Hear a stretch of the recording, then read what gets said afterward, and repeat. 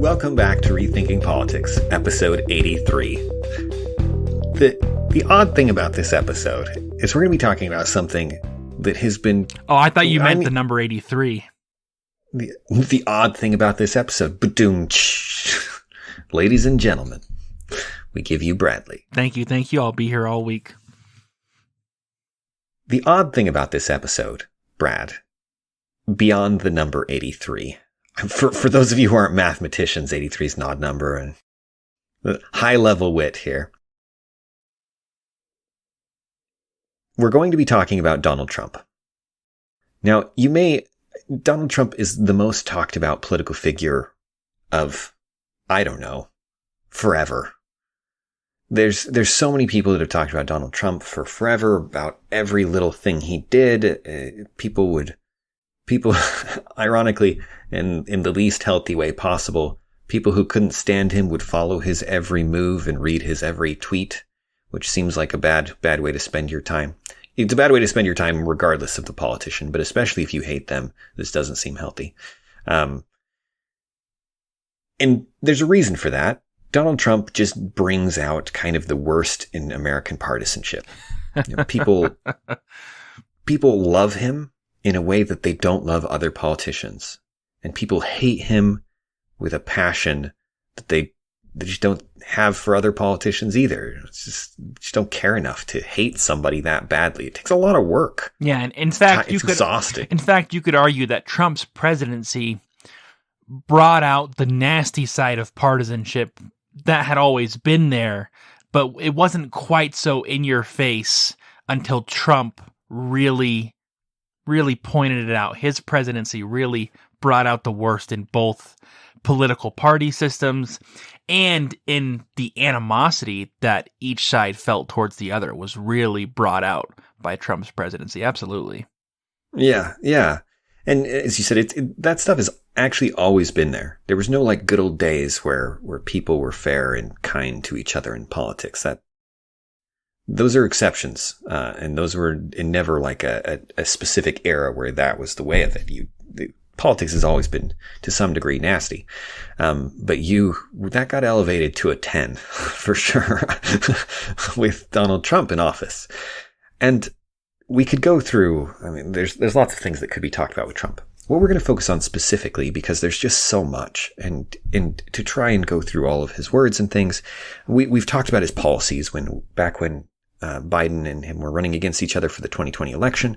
We're not going to go through his policies. We're not going to go through his words. We're not going to go through how honest we think he is. We're not going to go through his personal character.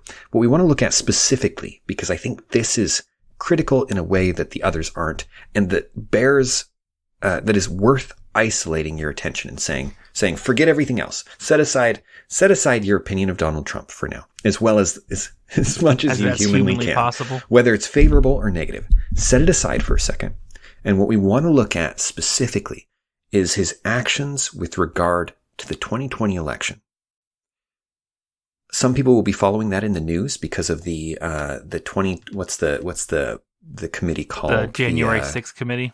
January 6th committee, and they're doing an investigation. Name, but It's, for shorthand, that's as useful as anything. And so included in this conversation will be January 6th and his role in it. But more importantly, the other actions as well. We want it all in context. We've done an episode on January 6th in isolation, talking about what it was and what it wasn't. But we want to look at the big picture of Trump within the context of the election and get as tight a frame as we can on that, because Trump has been accused of really terrible things. And the accusation is of such weight that I think it's worth seriously considering and determining where Trump fits in a question of what's the term I'm looking for? Trump has been accused of being a serious threat to the democracy, mm-hmm. right? He's been accused of being a strong man who was going to take over the government. Now he didn't, or he didn't succeed, depending on how you want to describe it. But I want to look at how accurate that is a description mm-hmm. of what he did. And talk about it in light of, how other dictators would go about it, right? And say, in this situation, this is what they've done. Did Trump do that kind of thing? how does this stack against what other people within the U.S. government have done? And look at some of those kind of questions and take it issue by issue. I think that's a fantastic idea, Dan. I don't know how you come up with these ideas. Some kind of genius. Does that sound like a good podcast? Sidebar with Brad here, audience. This is just the first time I've heard of this, Dan, and I love it. I'm on board. Let's go. Over here. It'd be hilarious if we just pause and you're like, no, let's not talk about that today. Let's do something else. What do you want to talk about? I'm over here looking at our outline, and yep, you've stuck to it, Dan. This was our plan, and you've done it. I'm proud of you. I am no help today, Dan. You're welcome. I'm just having too much fun with it all. So to begin with, why don't we start? We'll start with as going into the election. He was absolutely confident that he was going to win. He said some things before the election, but more importantly, immediately as the election happens, and as the numbers come out, and it appears that he has lost, Trump declares that the election was stolen. Mm-hmm. And this is within, I don't have an actual timestamp per se, but I want to say it's within 24 hours of him losing the election. Well, Is that so it's even as the numbers are coming in? Yeah. So as the numbers are coming in, he announces himself the victor. You know what I mean? So first he says, yes, I've won early on. As before even anyone announces Biden as the apparent winner, Trump says, I've won the election. And then later on, the media outlets are confident in projecting, no, Biden's going to win. Mm-hmm. But then it takes a couple of days for enough votes to come in for it to be 100% certain, no, Biden has won the electoral votes and is going to be the president. You know what I mean? He's no longer a projected winner. He is the winner. And then Trump comes out and says, no, this is fraudulent. Yes. So this is the first action we want to look at. He declares that there's been some kind of malfeasance, right? He should have won the election. He didn't win the election. He has, as his evidence, he points to, what he sees as strange anomalies in the voting trends as the votes are being counted. Right, it looks like states are going his way, and suddenly they shift. This action was a mistake. Trump should not have said that. Trump should not have said the election was stolen without concrete evidence. To assert that it was stolen, as if it's a proven fact. Mm-hmm. Without being able to prove it is a mistake. And it's irresponsible for someone in power to do that. Now, it's not some great crime. It's not this is the kind of thing that happens a lot. Mm-hmm. That they make assertions without evidence. And it's not a direct threat to the democratic process. Yes.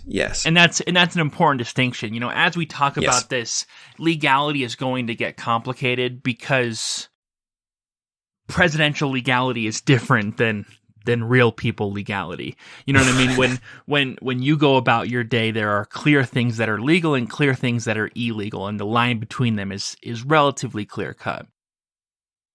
But when you're the president of the United States, that's not the case. You know what I mean? The decisions you make, the words that you say have far-reaching implications, and it just complicates things. You know what I mean? And that's why Trump's been impeached twice, but was never thrown out of office. You know what I mean? Because there's ill-defined lines that are not concrete.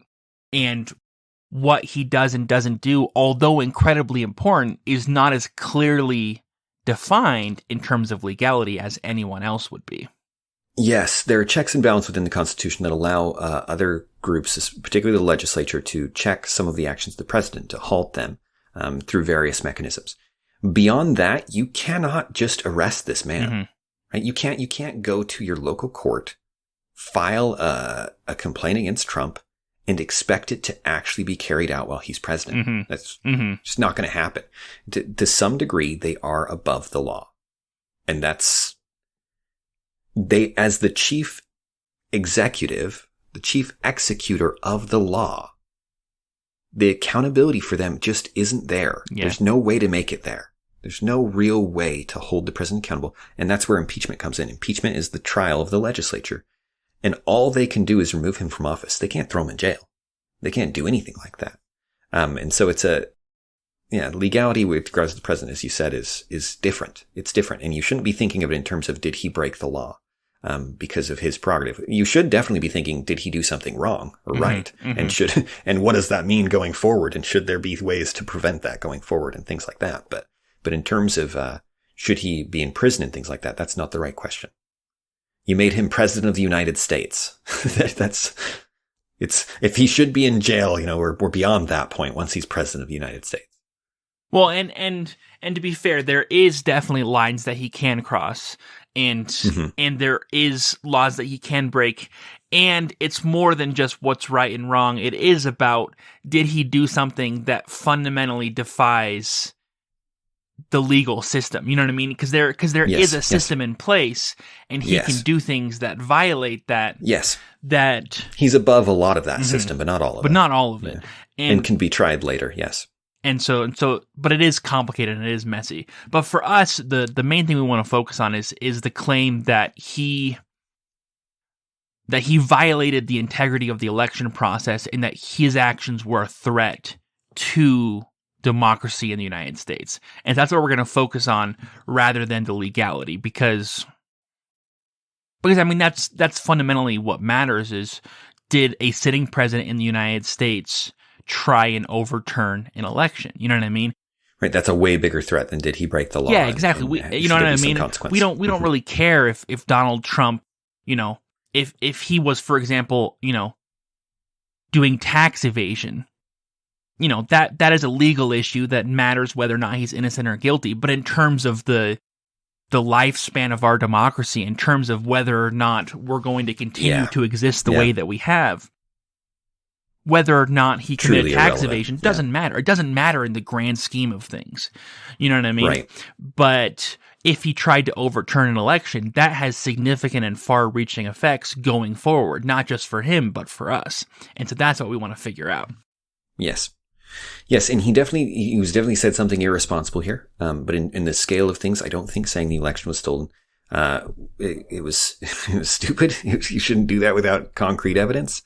It was irresponsible. It is not a threat to our democracy. We've had people say that kind of thing before. We've had people with not in the same ways, obviously, but elections have been contested before. Yes, and that this election was then going to be contested is not a big deal. It's not a problem, but we'll look at each of the steps going forward. So after that, Trump, this is when the stories came out, those of us living through it. This is when the stories start to come out about different ways in which the election was tampered with. You get people saying, that there are various stories of fraud, voter fraud, cars full of ballots, the mail-in ballot system being corrupt. You get all these various accusations, and anecdotes trying to show that the election system was clearly corrupt. So you get the idea being this little story is representative of a wide variety of stories, and you hear 20 stories, and so you begin to think that maybe if you've heard these 20, there must be 100 more. And if there are 100 more anecdotes, there are 100 more anecdotes like the ones that you've heard about election fraud, then maybe the whole thing is wrong, right? Maybe there has been such wide-scale election fraud that Trump may have won, and that because of the cheating, it would be too far. So Trump then enters election a phase. Fraud, Dan, is really interesting in that regard, because proving the existence of election fraud doesn't nullify the results of the election, because election fraud occurs in every single election, on this broad of a scale. And so it's not just about establishing that there was fraud, but discovering the scope of it, that it was significant enough to affect the actual outcome of the election. And that's an important distinction. Yes, there's going to be some fraud. Because he can definitely find some evidence, but it's not about finding some evidence. It's about finding a significant level of evidence of some kind of far-reaching, broad-scale fraud, which was never discovered, there was never evidence for Yeah. broad election fraud. Yes, but so initially there is the claim that these little ones may imply bigger ones, right? And an investigation must be handled. Now, if we knew the end from the beginning, if we knew ahead of time that it would turn out that there wasn't wide-scale fraud, we could say this is a waste of the court's time. Pushing these cases into the legislature, into litigation is a mistake. And Trump is somehow abusing the system, and by trying to pursue each of these individual threads and see if any of them lead to the kind of fraud it is. But this is the entire point of the court system, and why we have courts that can arbitrate this kind of voter fraud accusation. Mm-hmm. So the fact that Trump tried to brought up all of these cases and pushed them into the courts is actually the system working. Mm-hmm. This is the part where Trump actually did something responsible, and then the courts handled it responsibly. And as Brad indicated, they found that there was no sign of something large like this. So Trump's actions here, as far as I'm concerned, with regards to the cases and suits, was exactly what you'd expect in the law. Now, how he talked about them and things again was irresponsible in the same way that he talked about the election being stolen before the results are known, before you've actually investigated and see what happened, was irresponsible. But in terms of the actions here, this is not the sign of some dictator in secret, right? That he wants to see if any of these, that these cases are playing out in the courts. This so far is fine. Yeah, and that's an interesting question, because I know people would argue that just by saying that the election wasn't valid, and by encouraging his people to believe that, he posed a significant threat to democracy. You know what I mean? Mm-hmm. There are people who believe that just the Stop the Steal slogan is enough, and that alone qualifies as an imminent threat to our democracy. And I just don't believe that our democracy is that frail. To this day, Donald Trump will claim that he didn't lose the election and therefore he should be president today. But if you believe that that's stopping our democratic process from still working, then you're not looking at what's happening. You know what I mean? He's still continuing to say things, and our government still continues to run just fine. Our country's systems are stronger than it seems like some people believe they are. You know what I mean? It takes a lot more than discontent and statements made by a truly important figure, absolutely, but it takes more than that to cause a system to fall apart. In 2000, the presidential election between George W. Bush and Al Gore was hotly contested, and it ended up being decided by the Supreme Court, who decided, and we've talked about this before, who decided not to allow the recount in Florida to continue. And that decision resulted in George W. Bush becoming president. And that decision was extremely controversial, and people were very, very unhappy. The Democrats were very, very unhappy and said things like, this is not just, this is not a fair election, our guy should still be president. And that wasn't considered a grave threat to our democracy. You know what I mean? Our democracy continued just fine after that happened. And that's the same way I feel about what happened in terms of what he said here, is that it's idiotic that he's making those claims. It's idiotic that after he's left office, he's still insisting that he won. It's weird. It's honestly weird to read claims where he says things like, we won the 2016 election and we won the 2020 election. But it's not a threat to our democracy in the way people think it is. Yes, there's actually been some numbers thrown on. I heard that as much as a third of the people at any given point don't think the last election was legitimate. But it is more common than people think for people to be questioning the legitimacy of an election. And in many countries in the world, obviously there's even better reason than there's here to question the legitimacy of the elections. Now, if you're listening up to this point, you may be wondering if this is all simply some kind of apology for Trump, because the partisanship around this issue is ridiculous. It's over the top. Again, put some trust in us. No doubt we'll get some things wrong here. But as we're looking at these, it is certainly not that. And some of these later things that Trump does, absolutely unacceptable. Absolutely unacceptable. The next one we want to talk about. Trump, there were electors selected, right? The way the Electoral College works is you get these electors selected, that then go and they're bound to vote for certain candidates, and the Electoral College is a fairly ridiculous system that we're not going to get into in detail here. There's reasons for the way it was, and those reasons were actually pretty good. And almost all of those reasons no longer exist. Yeah, no longer exist or apply or function. Now it's the game that is played, and the reason it doesn't change is because it'd be hard to change the game. It'd be disadvantageous to the people who have benefited from the current system. And so the people who control the current system don't want you to change the current system, because the current system is how they got elected. Yeah, and they've figured it out, and they have the infrastructure and things set up to play it. So as it is, it is what it is. You could create a different system that put enough weight into rural areas and small states that you could change it and you could improve it, and it could actually be better in things. But for now, it is the system that it is. Trump tried to get state legislators in various states to call special sessions and to appoint new electors, in essence, changing, which electoral votes would go to him and which ones would get to Biden, right? Basically, to have the legislatures of the state intervene in their state, change the votes in his favor. And he tried to pressure them to do this. There was a conference call with 300 state legislators and him and some of his team. This is pretty naked corruption.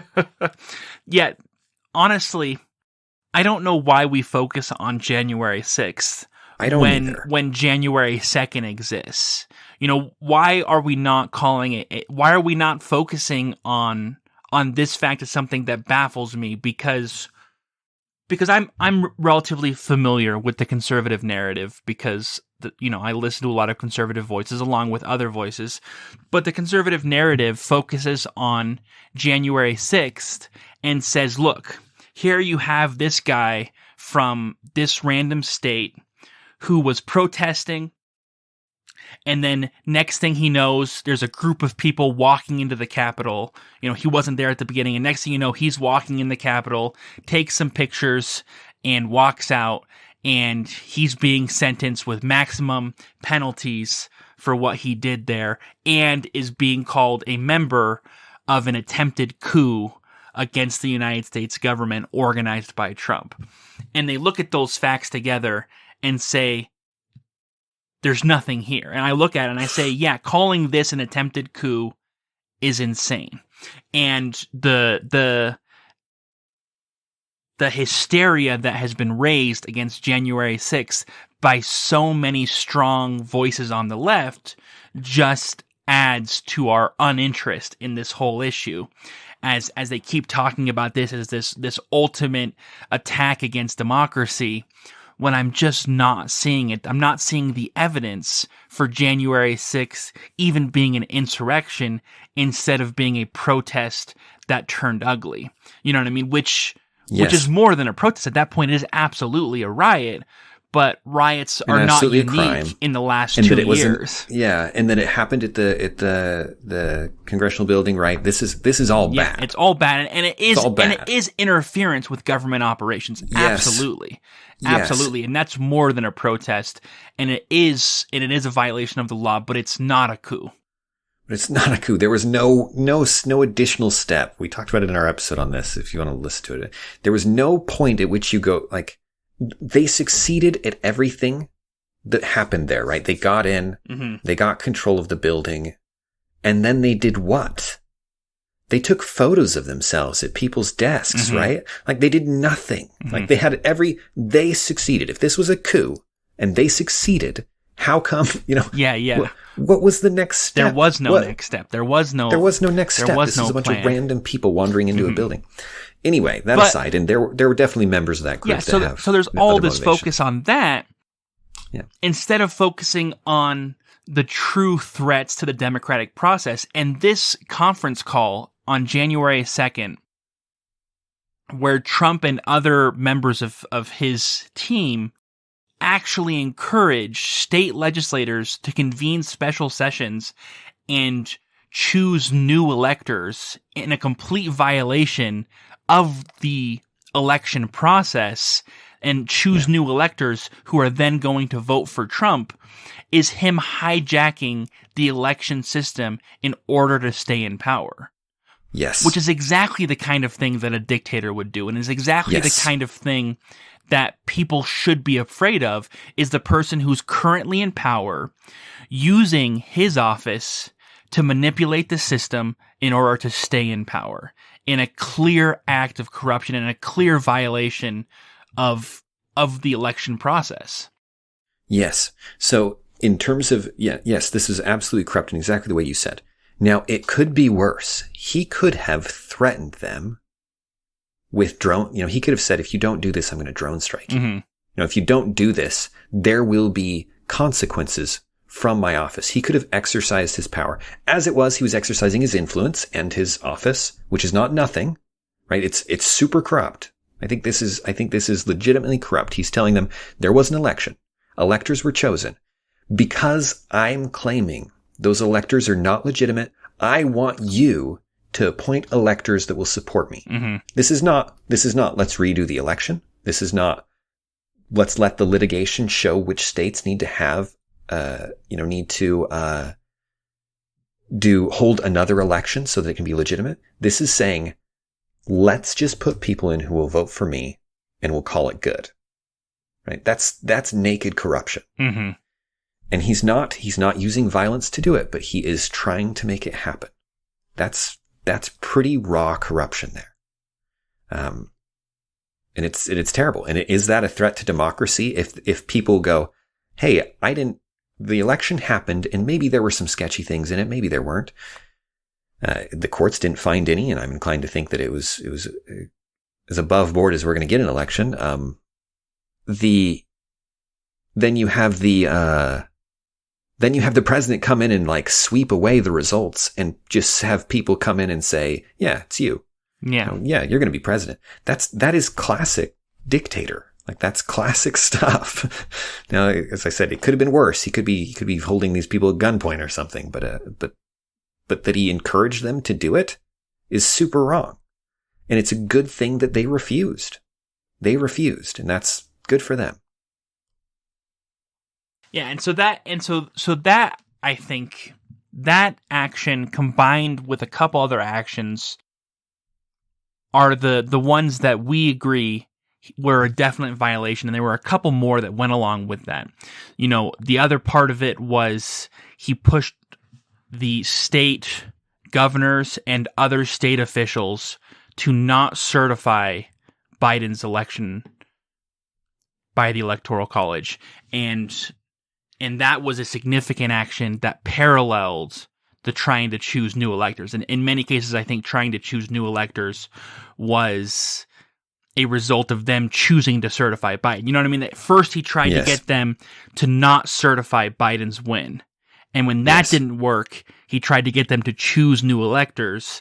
And when that didn't work, he stalled and pushed and whined and complained. But at that point, basically, he had stopped the significant actions that were such a violation. You know what I mean? Because there were other things he continued to do. He tried to get Pence to not certify at the level of or to throw out certain states, right, based on the fact that that there was supposed corruption there and it wasn't resolved and it wasn't clear that those votes should have been certified.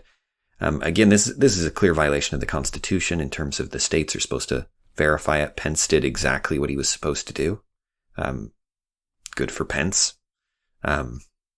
Yeah, and it's interesting that you mentioned that, because there is definitely a narrative here that is fascinating from the terms of a democracy, that repeatedly Trump pressured Republicans, people who are on his side, to do things to keep him in power, and some went along with it, but time and time again, he was stopped by Republicans who were not willing to go along with it because they understood their constitutional responsibility.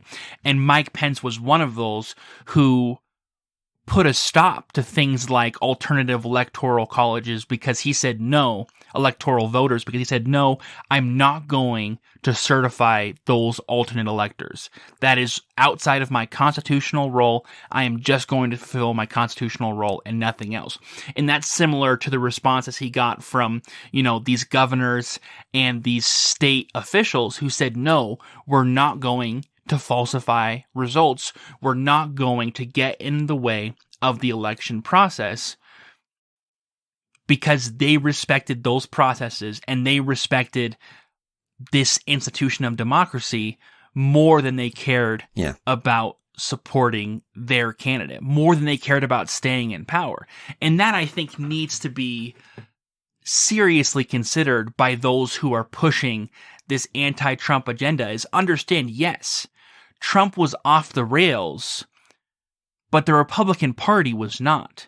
The Republican Party was not united behind Trump in an effort to overturn the election. On the contrary, the Republican Party, the vast majority of the Republican Party, said we are not going to participate in anything that is unethical and a violation of this process.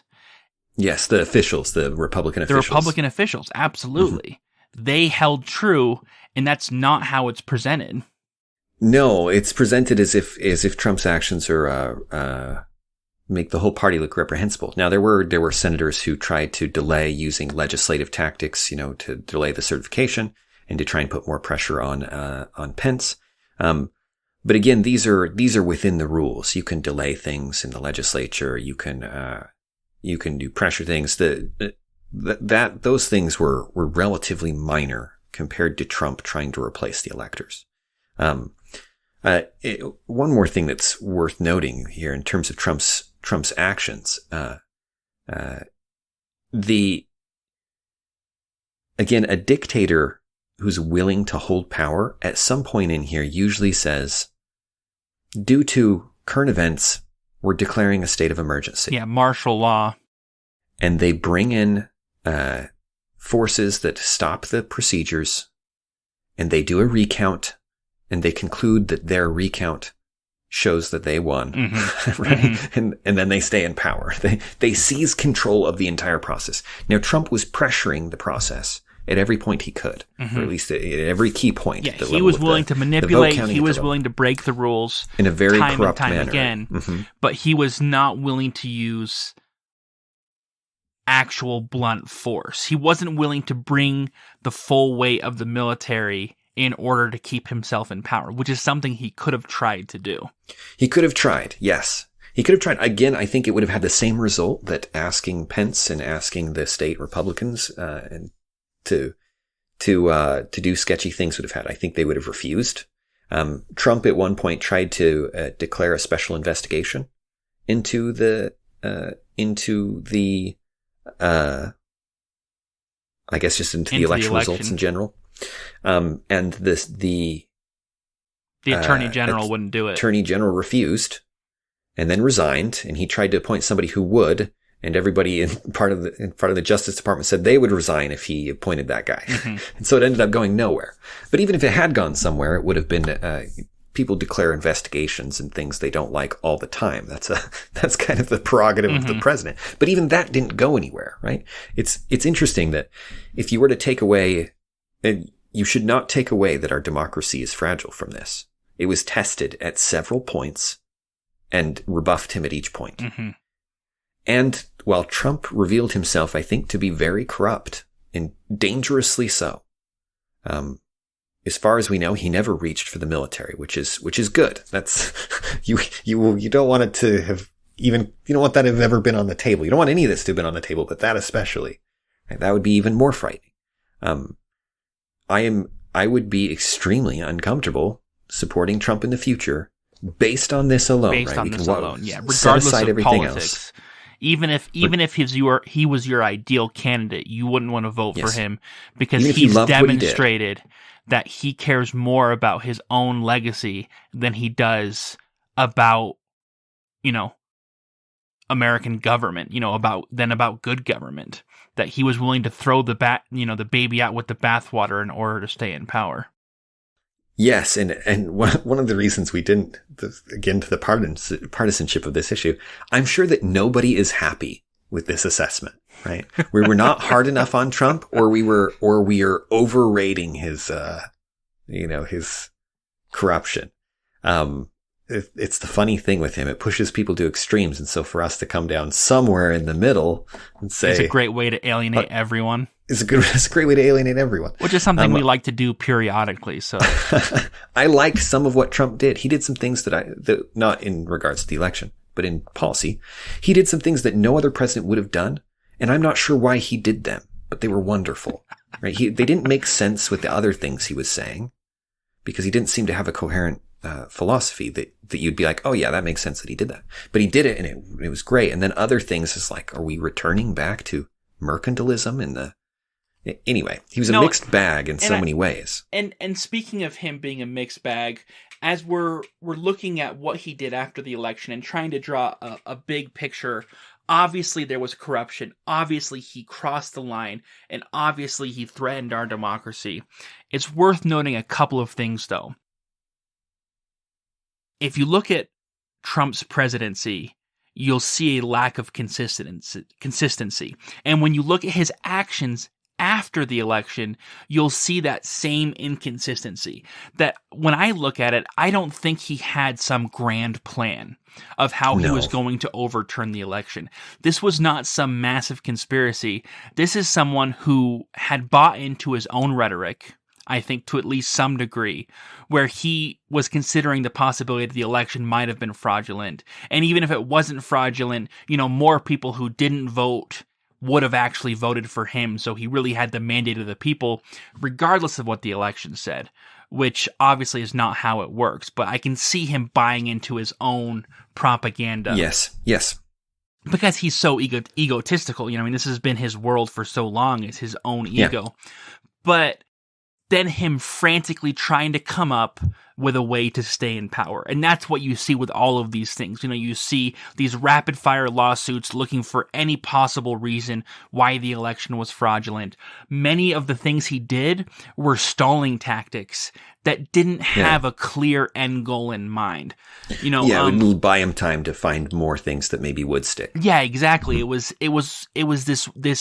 a frantic and desperate act more than anything else, is what I'm saying, which doesn't justify it, but is worth illustrating the fact that I don't think this was some massive conspiracy to overturn the government, and that's worth noting as well. For example, one of the things that occurs after the presidential election is there's a transition process where basically the new president starts moving in, not to the residence, but into the position of power. We're talking access to agencies, participation, man. Participation. If you add more syllables, it's a better word. Participation in things like security briefings, so he starts knowing what's going on. Actually having his staff move into offices so they can start learning about and taking over some of these functions. Government websites. All of this stuff plays a part in that transition. And Trump initially delayed that transition longer than normal. Normal, as soon as the election is certain, that transition starts, and Trump delayed it by a couple of weeks. But by the end of November, Biden was getting security briefings, the transition had started, and that process was taking place. And that process, in and of itself, is an acknowledgement of the fact that Trump is no longer going to be president soon. And why would he do something like that if he had a conspiracy, a plan from the beginning to never give up power? You know what I mean? I remember leading up to January 20th, there were discussions of, is Trump going to walk away peacefully? You know what I mean? Mm-hmm. Is he going to say, I'm going to stay in the White House and I'm not going to leave? And there was a lot of question in the air about what he was going to do, when in reality, that decision had already been made, almost 2 months before, at the end of November, when he started handing over the instruments of power. Mm-hmm. And that's overlooked, I think, when you're looking at all of these facts. It's overlooking the fact that Trump didn't use the military, he didn't declare martial law, he didn't try and seize all of the ballots in order to do a recount, and he didn't resist the transition of government in ways that he could have. Right. And I don't think that happened because he was a good person. I think that happened because, as egotistical as he was not actually insane. He's not actually insane, not actually willing to cross certain lines, though certainly clearly willing to cross some. Others. It's interesting. It puts him somewhere in the middle. There's the vision of the left that Trump was the evil dictator, that from the beginning he had planned this. From the beginning he was never going to leave power, and that it was by some miracle and the backbone of a few people that kept him from becoming this perpetual tyrant. There's some truth to that, in that if these people had gone along with it, maybe Trump would have remained in power and he would have been happy with that. Or maybe there could have been a real challenge to our democracy, in the sense that you could have split government. You could have, theoretically, these things could even lead to civil war. You know what I mean? If he involved the military and some agreed with him and some didn't agree with him, you could actually see a civil war break out, right? Like, those things are possible. But we also didn't actually get close to that happening in this election. Like, in practice, we were never close. It was never close. Now, it didn't necessarily look that way the whole time, mm-hmm. but in retrospect, we can see that it was actually we were much more secure than we expected.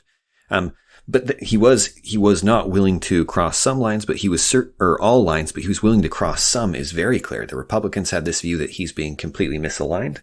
And even the ones that think that he lost the election, are willing to defend him on and say, well, he's not this evil dictator. He was willing to do some extremely alarming and corrupt things mm-hmm. to remain in power, mm-hmm. including throwing out the election and simply appointing people who will vote for him as electors. Right? That's unambiguous, as Yes, I cannot imagine justifying that. That's corruption. That's really naked, really evil corruption. And I think it's inexcusable. Mm-hmm. I think it should be sufficient. That alone. We're not even talking about January 6th, right? Which is, again, for whatever reason, gets all the attention. That alone should preclude him from office in the future. People should say, no, you're going to get in and you're going to be willing to do terrible things to remain in power afterward. You're going to you're going to entirely break rules, and you're going to encourage corruption in other people to help support you and keep you there. Mm-hmm. That's unacceptable. Mm-hmm. And that is further than, as far as I know, anyone else has gone in the presidency. There are probably some parallels at some point. I'm just not familiar with them off the top of my head, but maybe it is even singular in American history. And what's interesting is I think about that, and I think about why he's able to retain the popularity that he has, and the answer is because of the partisan aspect of it. Because when the left has gone after Trump, they haven't just gone after Trump. They've gone after Trump as the representative of all conservatives. And so as a conservative, individuals feel like they have to either defend Trump or surrender themselves for the same punishment he's receiving. You know what I mean? And so it encourages people to defend Trump and to not look into those details, rather than to admit their wrongdoing by being a part of Trump's party. You know what I mean? By supporting Trump in the first place. Millions and millions of people voted for Trump. And so if Trump was always this way, if Trump was from the beginning an evil dictator who was seeking, the destruction of the American way of life, that doesn't leave much wiggle room for Republicans to repudiate Trump while also staying Republican. It's true, and the reverse is true to some degree. The Democrats are so quick to see evil in it, and anyway, the sides are not communicating. And as often is the case, the truth here is somewhere in the middle. But in the middle, in a place where I hope he doesn't run again. I really don't want him to run again. No, and if he runs again, he'll probably get the. And in a middle, but also the left is more right than the right in this case. That's a terribly worded statement. The Democrats, yes, in terms of the conclusion and how you should view Trump. Yes, and how you should view Trump going forward. Yes, there is something terrifying there that you should be aware of and that you should reject. And people being terrified at the time is justified by what is justified. The fact that it wasn't actually as close as it seemed doesn't mean they were wrong to be afraid. They were absolutely right to be worried about what Trump was going to do and what that was going to cost America. That was reasonable. Yes. And I'll gladly take some of the responsibility for why that's not clear to people, because it wasn't clear to me until, I don't think I really appreciated how far he went until just recently. Yeah. In the last couple months, I've been stewing on it and then finally concluded, yes, this is unambiguous and it should be stated, that he went way too far into the realm of naked corruption and on a scale that was a legitimate threat. And it's not in the ways that everyone talks about, which is what drives me crazy. we would have got there sooner if we weren't so busy talking about how January 6th was much less than what people think it was, right? If we weren't responding to overreactions. No, and it is hard because I know for me, at least, part of my uninterestedness is because I had been